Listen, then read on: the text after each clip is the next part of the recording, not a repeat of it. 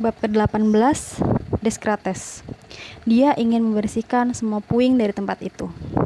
Alberto berdiri, melepaskan mantel merahnya dan meletakkannya di atas sebuah kursi. Lalu dia kembali duduk di sudut sofa. René Descartes dilahirkan pada 1596 dan tinggal di sejumlah negeri di Eropa pada beberapa periode kehidupannya. Bahkan sebagai seorang pemuda, dia mempunyai hasrat yang kuat untuk mendapatkan wawasan mengenai hakikat manusia dan alam raya. Tapi setelah mempelajari filsafat, dia menjadi semakin yakin akan kebodohannya sendiri. Seperti Socrates, lebih kurang seperti dia ya. Seperti Socrates, dia percaya bahwa pengetahuan itu hanya dapat dicapai melalui akal. Kita tidak pernah dapat mempercayai apa yang dikatakan pada kita oleh buku-buku kuno itu. Kita bahkan tidak boleh mempercayai apa yang dikatakan pada kita oleh indera kita sendiri. Plato beranggapan begitu juga. Dia yakin bahwa hanya akal yang dapat memberi kita pengetahuan tertentu. Tepat, ada jalur langsung dari Socrates dan Plato via Saint Augustine ke Descartes. Mereka benar-benar rasionalis dan yakin bahwa akal merupakan satu-satunya jalan menuju pengetahuan. Setelah melakukan telaah-telaah komprehensif, Descartes sampai pada kesimpulan bahwa pengetahuan yang diturunkan dari abad pertengahan tidak selalu dapat dipercaya. Kamu dapat membandingkannya dengan Socrates yang tidak mempercayai pandangan umum yang ditemuinya di alun-alun pusat kota Athena. Jadi apa yang dilakukan orang itu, Sophie? Dapatkah kamu mengatakannya padaku? Dia mulai menyusun filsafat sendiri. Benar, Descartes memutuskan untuk mengadakan perjalanan keliling Eropa seperti Socrates dulu yang mengisi hidupnya dengan mengajak bicara orang-orang di Athena. Dia mengemukakan bahwa sejak saat itu dia bermaksud membulatkan tekadnya untuk mencari kebijaksanaan yang akan ditemukannya dalam dirinya sendiri atau di dalam buku besar dunia. Maka dia bergabung dengan angkatan bersenjata dan pergi berperang, yang memungkinkannya untuk melewatkan banyak waktu di berbagai bagian Eropa Tengah. Di kemudian hari dia tinggal selama beberapa tahun di Paris. Pada tahun 1629 dia pergi ke negara Belanda, di mana dia menetap selama hampir 20 tahun menyusun karya-karya matematika dan filsafatnya. Pada 1649 dia diundang ke Swedia oleh Ratu Christina. Tapi persinggahannya di tempat yang disebutnya negeri beruang, es, dan batu cadas mendatangkan serangan radang paru-paru dan dia meninggal pada musim dingin 1650. Jadi dia baru berusia 54 tahun ketika meninggal. Ya, tapi dia mempunyai pengaruh sangat besar pada filsafat, bahkan setelah kematiannya. Kita dapat mengatakan tanpa melebih-lebihkan bahwa Descartes adalah bapak filsafat modern. Dengan mengikuti penemuan kembali manusia dan alam di zaman Renaissance, kebutuhan untuk menyusun pemikiran kontemporer menjadi satu sistem filsafat yang koheren kembali muncul. Pembangunan sistem pertama yang paling berpengaruh adalah Descartes dan dia diikuti oleh Spinoza dan Leibniz, Locke dan Berkeley, Hume dan Kant. Apa yang Anda maksudkan dengan sistem filsafat? Yang kumaksudkan adalah filsafat yang disusun dari dasar dan yang berusaha untuk menemukan penjelasan bagi pertanyaan-pertanyaan yang penting mengenai filsafat. Pembangunan sistem di zaman Yunani kuno adalah Plato dan Aristoteles. Abad pertengahan mempunyai Thomas Aquinas yang bermaksud untuk membangun jembatan antara filsafat Aristoteles dan teologi Kristen. Lalu datanglah zaman Renaissance dengan campuran antara kepercayaan-kepercayaan lama dan baru mengenai alam dan ilmu pengetahuan, Tuhan dan manusia. Baru setelah abad ke-17, para filosof berusaha untuk memasukkan gagasan-gagasan baru ke dalam sistem filsafat yang jernih.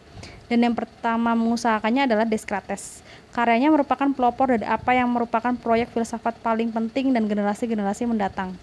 Perhatian utamanya adalah pada apa yang dapat kita ketahui atau dengan kata lain, pengetahuan-pengetahuan tertentu.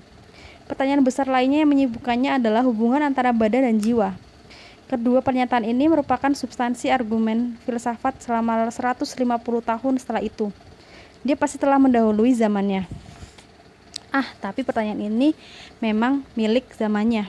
Ketika tiba waktunya untuk mendapatkan pengetahuan tertentu, banyak rekan sezamannya menyuarakan skeptisisme filosofi yang menyeluruh. Mereka beranggapan bahwa manusia harus menerima bahwa dia tidak mengetahui apa-apa, tapi Descartes tidak. Kalau dia melakukan itu, dia pasti bukan seorang filosof sejati. Lagi-lagi kita dapat menarik garis sejajar dengan Socrates.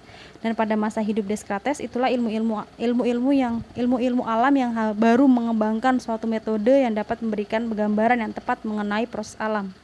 Descartes terdorong untuk bertanya pada dirinya apakah ada metode eksak untuk melakukan refleksi filosofis. Itu dapat aku mengerti, tapi itu hanyalah sebagian darinya. Ilmu fisika baru juga mengajukan pertanyaan tentang hakikat materi dan dengan demikian menetapkan proses fisik dari alam. Semakin banyak orang mengajukan argumentasi yang cenderung pada pandangan mekanistis mengenai alam, tapi semakin mekanistik dunia fisik itu dipandang, semakin mendesak jadinya pertanyaan tentang hubungan antara badan dan jiwa. Sebelum abad ke-17, jiwa umumnya dianggap sebagai semacam nafas kehidupan yang meliputi seluruh makhluk hidup. Makna asli dari kata jiwa dan ruh sesungguhnya adalah nafas dan pernafasan. Ini berlaku pada hampir seluruh bahasa Eropa. Bagi Aristoteles, jiwa adalah sesuatu yang ada di mana-mana di dalam organisme sebagai prinsip kehidupannya, dan karenanya tidak dapat dipandang terpisah dari badan. Maka dia mampu berbicara tentang jiwa tanaman atau jiwa binatang. Baru pada abad ke-17 lah para filosof mengemukakan pembagian radikal antara jiwa dan badan. Ini karena gerakan seluruh objek termasuk badan, binatang atau manusia dijelaskan sebagai proses mekanis. Tapi jiwa manusia tentunya bukan bagian dari mekanisme badan ini, bukan? Bagaimana dengan jiwa kalau begitu? Dibutuhkan penjelasan tentang bagaimana sesuatu yang spiritual dapat memulai suatu proses mekanis. Itu memang aneh sesungguhnya. Apa itu? Aku memutuskan untuk mengangkat lenganku dan kemudian lengan itu mengangkat sendiri. Atau aku memutuskan untuk berlari mengejar bus dan pada detik berikutnya kedua kakiku sudah bergerak. Atau aku sedang memikirkan sesuatu menyedihkan dan tiba-tiba aku menangis. Jadi pasti ada hubungan misterius antara badan dan kesadaran. Itulah tepatnya masalah yang menggerakkan pemikiran Descartes. Seperti Plato, dia yakin bahwa ada batasan tegas antara ruh dan materi. Tapi mengenai bagaimana cara pikiran mempengaruhi badan atau jiwa mengaruhi badan, Plato tidak dapat memberi jawaban. Aku juga tidak, maka aku berharap akan mendengar bagaimana teori Descartes. Mari kita ikuti jalur pemikirannya sendiri. Alberto menunjukkan buku yang terletak di atas meja di antara mereka. Dalam karyanya, Diskursus tentang metode, Discourse on Method, Descartes mengajukan pertanyaan tentang metode yang harus digunakan filosof untuk memecahkan suatu masalah filosofis. Ilmu pengetahuan telah mempunyai metode baru, begitulah kata Anda. Descartes menyatakan bahwa kita tidak dapat menerima apapun sebagai sesuatu yang benar kecuali jika kita dapat dengan jelas dan tegas memahaminya. Untuk mencapai ini dibutuhkan upaya untuk memecahkan suatu masalah yang sulit menjadi potongan-potongan kecil sebanyak mungkin. Selanjutnya, kita dapat mengambil titik tolak dalam gagasan yang paling sederhana. Dapat kamu katakan bahwa setiap pemikiran harus ditimbang dan diukur. Sebagaimana Galileo ingin agar segala sesuatu diukur dan yang tidak dapat diukur harus dibuat agar dapat diukur. Descartes percaya bahwa filsafat mestinya beranjak dari yang sederhana menuju yang rumit. Hanya dengan begitu ada kemungkinan untuk menyusun suatu wawasan baru. Dan akhirnya penting untuk memastikan melalui perhitungan dan kontrol yang terus-menerus bahwa tidak ada yang ketinggalan. Dengan demikian kesimpulan filosofis akan dapat dicapai. Kedengarannya hampir seperti tes matematika. Ya, Descartes adalah seorang ahli matematika. Dia dianggap sebagai bapak geometris, analitis, dan dia memberikan banyak sumbangan penting pada ilmu aljabar. Dia berusaha untuk membuktikan kebenaran-kebenaran filsafat dengan cara seperti membuktikan sebuah dalil matematika. Dengan kata lain, dia ingin menggunakan instrumen yang persis sama dengan yang kita gunakan ketika kita bekerja dengan angka-angka, yaitu akal. Sebab hanya akal yang dapat memberikan kita kepastian. Sama sekali tidak pasti bahwa kita dapat bergantung pada indera-indera kita. Kita telah menekankan ketertarikan Descartes dan Plato yang juga beranggapan bahwa matematika dan angka dapat memberi kita lebih banyak kepastian daripada bukti dari indera-indera kita. Tapi dapatkah orang memecahkan masalah-masalah filosofis dengan cara itu? Lebih baik kita kembali pada penalaran Descartes sendiri. Tujuannya adalah mendapatkan kepastian mengenai hakikat kehidupan. Dan dia mulai dengan menyatakan bahwa pertama-tama orang harus meragukan segala sesuatu. Dia tidak ingin membangun rumah di atas pasir, kamu tahu. Tahu tentu, sebab jika landasannya tersapu air, seluruh rumah itu akan ambruk. Tepat sekali anakku. Nah, Descartes menganggap tidak masuk akal jika kita meragukan semuanya, tapi dia menganggap secara prinsip kita bisa meragukan segala sesuatu, sebab sama sekali tidak pasti bahwa kita dapat melangkah maju dalam pencairan filosofis kita dengan membaca Plato atau Aristoteles. Itu mungkin dapat meningkatkan pengetahuan kita tentang sejarah, namun tidak tentang dunia. Descartes merasa perlu untuk membebaskan dirinya dari pengetahuan yang diwarisi atau diterima sebelum memulai menyusun filsafatnya sendiri. Dia ingin membersihkan semua puing dari tempat itu sebelum mulai membangun rumah barunya.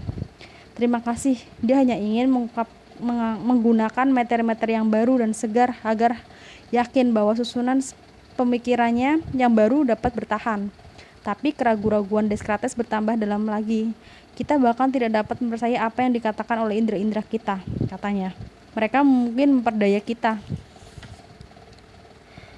Bagaimana bisa ketika kita bermimpi, kita merasa kita sedang mengalami kenyataan? Apa yang hanya memisahkan perasaan kita ketika terjaga dan perasaan kita dalam bermimpi? Ketika aku memikirkan hal ini dengan cermat, aku tidak menemukan suatu pun yang dengan pasti dapat memisahkan keadaan waktu kita terjaga dari waktu kita bermimpi, tulis Descartes. Dan dia melanjutkan, bagaimana kamu dapat yakin seluruh kehidupanmu bukan hanya impian? JP mengira dia hanya bermimpi ketika dia tidur di atas tempat tidur sang baron. Dan ketika dia terbaring di tempat tidur sang baron, dia mengira kehidupannya sebagai seorang petani miskin hanyalah impian. Maka dengan cara yang sama akhirnya Descartes mutlak meragukan segala sesuatu. Banyak filosof sebelum dia telah berhenti persis pada titik itu. Jadi mereka belum melangkah terlalu jauh. Tapi Descartes berusaha untuk melangkah maju dari titik nol. Dia meragukan segala sesuatu dan hanya itulah yang dia yakini. Namun kemudian dia menyadari sesuatu. Satu hal pasti benar, dan itu adalah bahwa dia ragu. Ketika dia ragu, dia pasti sedang berpikir. Dan karena dia berpikir, pastilah bahwa dia seorang makhluk yang berpikir. Atau seperti dia sendiri mengungkapkannya, cogito ergo sum, yang berarti aku berpikir karena itu aku ada. Aku tidak heran dia menyadari hal itu. Cukup adil, tapi perhatikan kepastian intuitif yang dengan itu dia tiba-tiba memandang dirinya sendiri sebagai seorang makhluk yang berpikir. Barangkali kamu kini ingat apa yang dikatakan Plato, bahwa apa yang kita tangkap dengan akal kita itu lebih nyata daripada apa yang kita tangkap dengan indera kita. Demikianlah hanya dengan Descartes. Dia bukan hanya tahu bahwa dia adalah seorang aku yang berpikir, dia pun menyadari bahwa aku yang berpikir ini lebih nyata daripada dunia materi yang kita tangkap dengan indera-indera kita. Dan dia melanjutkan, dia sama sekali belum menghentikan pencarian filosofisnya. Sudah itu apa? Descartes ingin bertanya pada dirinya sendiri apakah masih ada yang lain dapat ditangkapnya dengan kepastian intuitif yang sama. Dia sampai pada kesimpulan bahwa dalam pikirannya dia mempunyai satu gagasan yang jelas dan terang mengenai wujud yang sempurna. Ini adalah gagasan yang selalu disimpannya, dan karenanya jelas bagi Descartes bahwa gagasan semacam itu tidak mungkin berasal dari dirinya sendiri. Gagasan mengenai wujud yang sempurna tidak mungkin berasal dari orang yang sendirinya tidak sempurna, katanya. Oleh karena itu, gagasan mengenai wujud yang sempurna pasti berasal dari wujud sempurna itu sendiri, atau dengan kata lain dari Tuhan.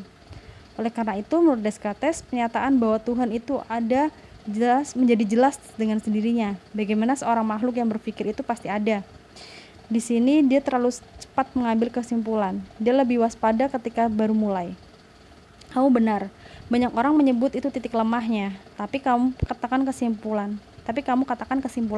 Sesungguhnya itu bukan masalah bukti. Yang dimaksudkan Descartes hanyalah bahwa kita semua memiliki gagasan tentang wujud sempurna. Menyatu dengan gagasan itu adalah fakta bahwa wujud sempurna itu pasti ada. Sebab wujud yang sempurna tidak akan sempurna jika ia tidak ada.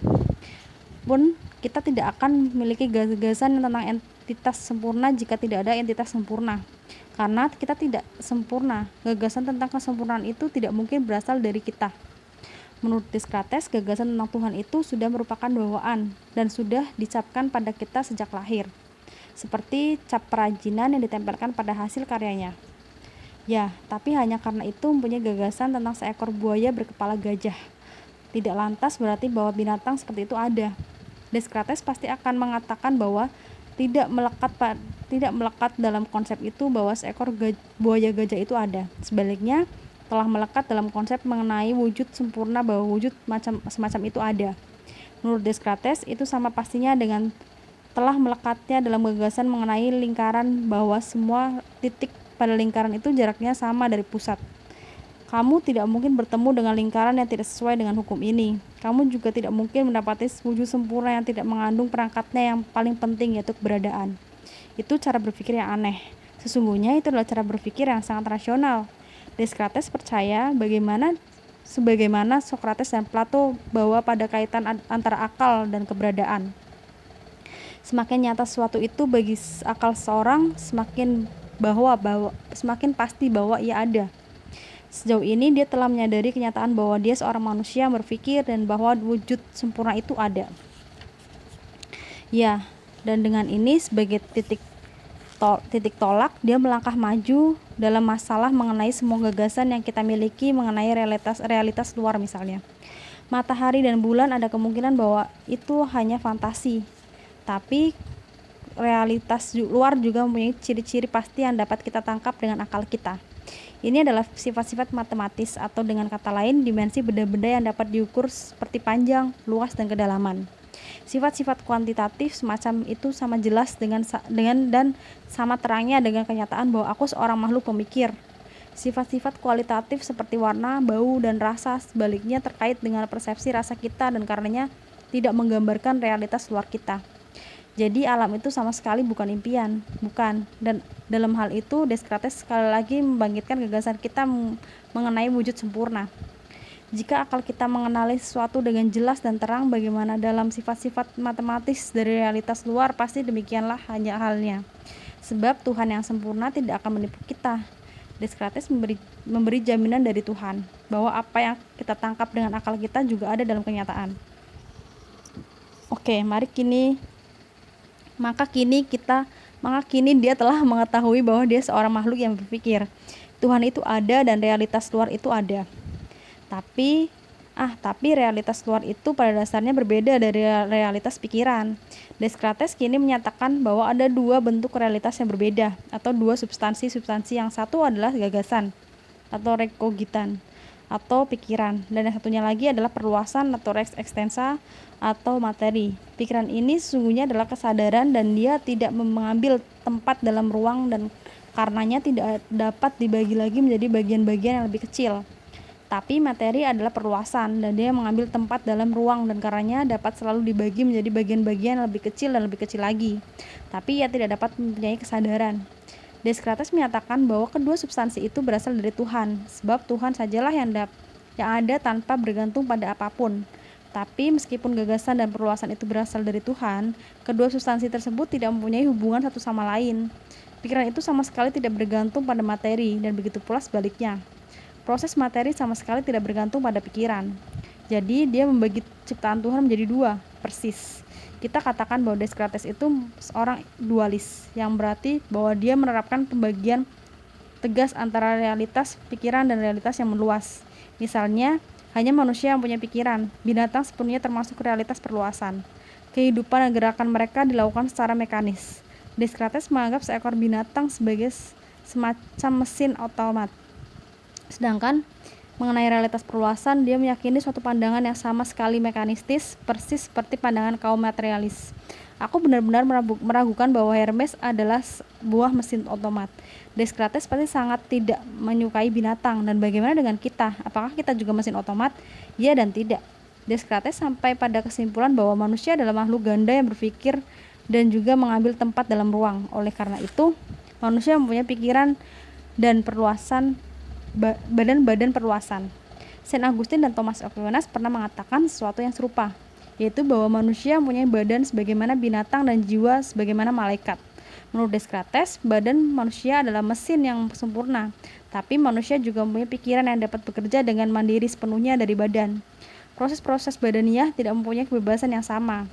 Mereka mematuhi hukum-hukum mereka sendiri, tapi apa yang kita pikirkan dengan akal kita tidak terjadi di dalam badan, itu terjadi dalam pikiran yang sama sekali tidak bergantung pada realitas perluasan. Tapi harus kutambahkan bahwa Descartes tidak menolak kemungkinan bahwa binatang dapat berpikir. Tapi jika mereka memiliki kemampuan itu, dualisme yang sama antara pikiran dan perluasan pasti juga berlaku bagi mereka. Kita telah bicarakan ini sebelumnya. Jika aku memutuskan untuk mengejar bus, seluruh mesin otomat itu beraksi. Dan jika aku tidak berhasil naik bus itu, aku mulai menangis. Bahkan Descartes tidak dapat menyangkal bahwa ada interaksi konstan antara pikiran dan badan. Selama pikiran berada di dalam badan, Descartes yakin ia terikat dengan otak melalui sebuah organ otak yang dinamakannya kelenjar otak, yang di dalamnya interaksi konstan berlangsung antara roh dan materi. Oleh karena itu, pikiran dapat selalu dipengaruhi oleh perasaan dan nafsu yang berkaitan dengan kebutuhan-kebutuhan badaniah. Tapi pikiran juga dapat menjauhkan dari impuls-impuls tercela semacam itu dan bekerja tanpa bergantung pada badan. Tujuannya adalah agar akal dapat memegang kendali, sebab bahkan jika aku merasakan sakit yang amat sangat pada perutku, jumlah sudut dalam sebuah segitiga akan tetap 180 derajat. Dengan demikian, manusia mempunyai kemampuan untuk bangkit mengatasi kebutuhan-kebutuhan badaniah dan tidak secara rasional. Dalam hal ini, pikiran lebih unggul daripada badan. Kedua tungkai kita dapat menjadi tua dan lemah. Punggung dapat menjadi bungkuk dan gigi dapat tanggal. Tapi 2 tambah 2 akan tetap 4 selama kita masih punya akal. Akal tidak menjadi bungkuk dan lemah, badaniah yang menjadi tua. Bagi Descartes, pikiran itu pada dasarnya adalah gagasan, nafsu dan perasaan yang lebih rendah tingkatannya, seperti keinginan dan kebencian lebih erat kaitannya dengan fungsi-fungsi badaniah dan karenanya dengan realitas perluasan. Aku tidak dapat meyakini bahwa Descartes membandingkan badan manusia dengan mesin otomat. Perbandingan itu didasarkan pada kenyataan bahwa orang-orang pada zamannya sangat terpesona oleh mesin dan cara kerja jam, yang tampaknya mempunyai kemampuan untuk menjalankan fungsi mereka sendiri. Kata otomat persisnya berarti sesuatu yang bergerak sendiri. Sebenarnya hanya ilusi bahwa mereka bergerak sendiri.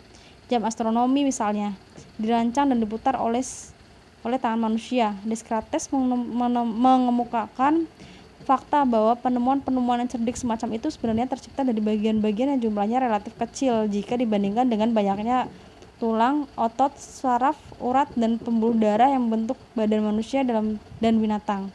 Memangnya Tuhan tidak bisa menciptakan badan binatang atau manusia yang didasarkan hukum mekanis? Belakangan ini banyak pembicaraan mengenai kecerdasan buatan. Ya, itulah mesin otomat pada zaman kita sekarang. Kita telah menciptakan mesin-mesin yang terkadang dapat menipu kita sehingga kita percaya bahwa mereka itu cerdas. Mesin-mesin seperti ini akan menakutkan Descartes. Dia mungkin telah mulai meragukan apakah akal manusia benar-benar bebas dan mandiri seperti yang disangkanya semula.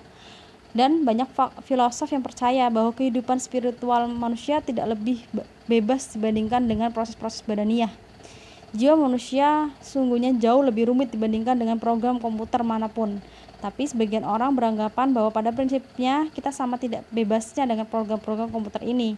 Tapi coba Sophie, aku akan menunjukkan sesuatu padamu. Alberto menunjuk pada sebuah meja tulis besar di sudut lain ruangan itu. Di atasnya ada sebuah komputer kecil. Dia melangkah ke sana. Sophie mengikutinya.